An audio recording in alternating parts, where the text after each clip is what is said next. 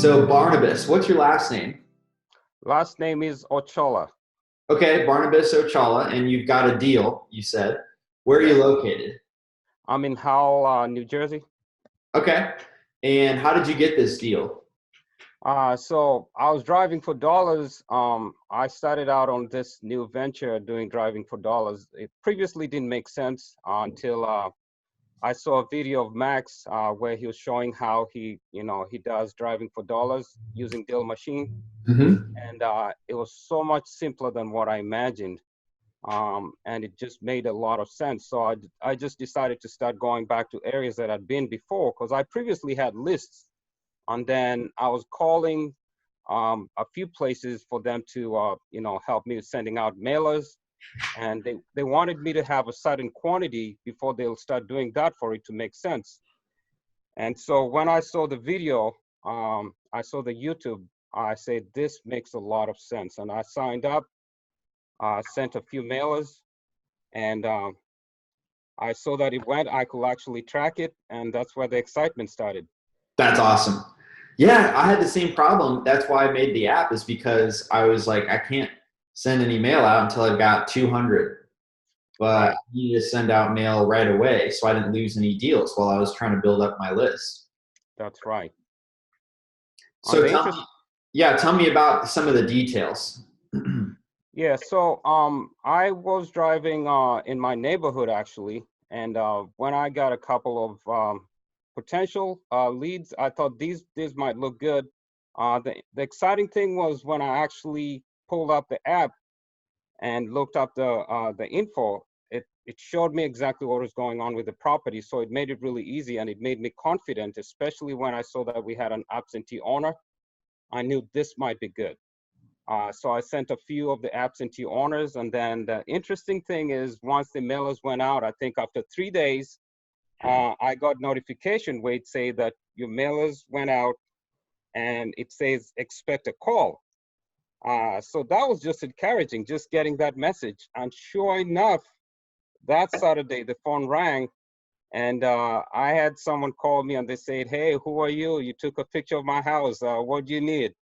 And so we just started the conversation with him, and he told me what was going on with his property. He was just fascinated that I actually took a picture of his house with everything that was in front of it.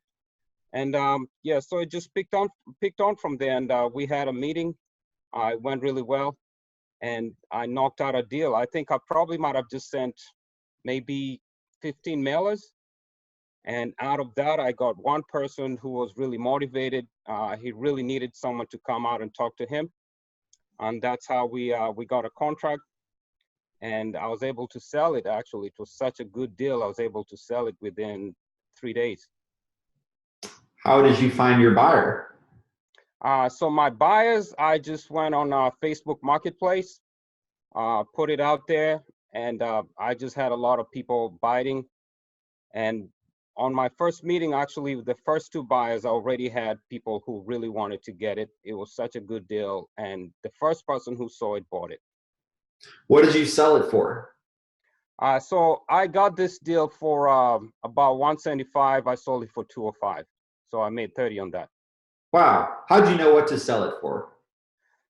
I've done some analysis since I live in the area. I knew the value of the properties here. So this property was actually fully paid for.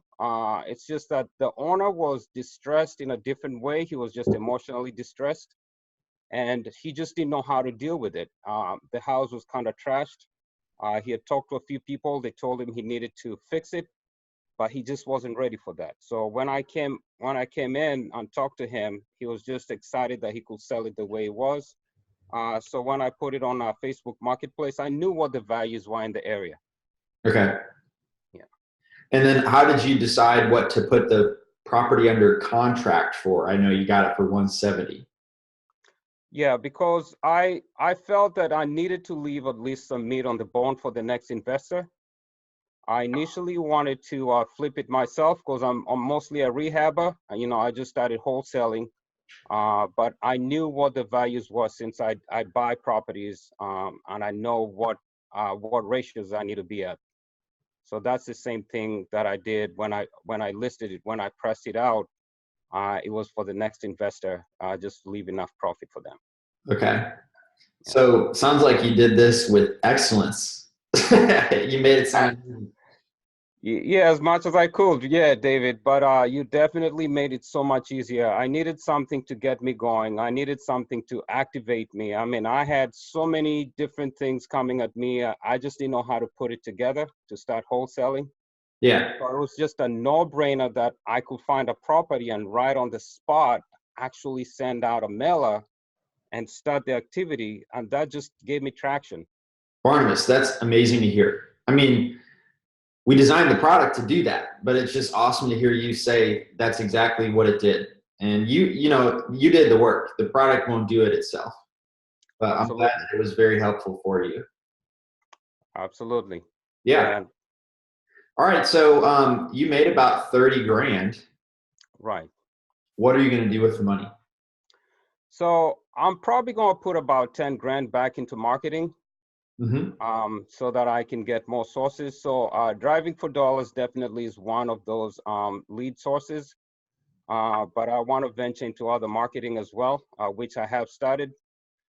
So I want to get more lead sources, and hopefully I want to be able to hire some VAs to help me scale out a little bit. Okay. Right. What are you going to have the VAs doing? I'll probably have him do a lot of the analysis. So if I get some potential leads, I might not have the eyes to see everything all at once. So I'd like them to kind of look at all the potential leads. And also I'd like them to do some cold calling, which is a major thing because I mostly don't have time, at the appropriate time where you can make the phone call since I also work. When I could have been making calls, I'm working. So it just makes it so difficult that I only have the weekend to do this and some deals could slip by. Yeah. Okay. All right. And then I want to shift away from real estate investing for a second and ask Okay. you some fun questions and just answer what the first thing is that comes to mind. Okay. What's your favorite movie? I'd probably say Private Ryan, Saving Private Ryan. Oh, great movie. Yeah. What's your favorite food? So I'm African, ethnic African. So I like African food as well as Mediterranean food. What would be an example of an African food? So we have some a flatbread called chapati and lentils. Oh, okay. Yeah. I bet you guys prepare lentils better than I'm used to having. Yeah, we make it more spicy. It has a lot of seasoning. So I would like to try that because I've had lentils plain and I didn't like them. hey, if you're in the DC area, try this restaurant called Swahili Nation, Swahili Village. Oh, okay. Yeah. Very good. I'll do that. And then what books have you read recently that you really enjoyed?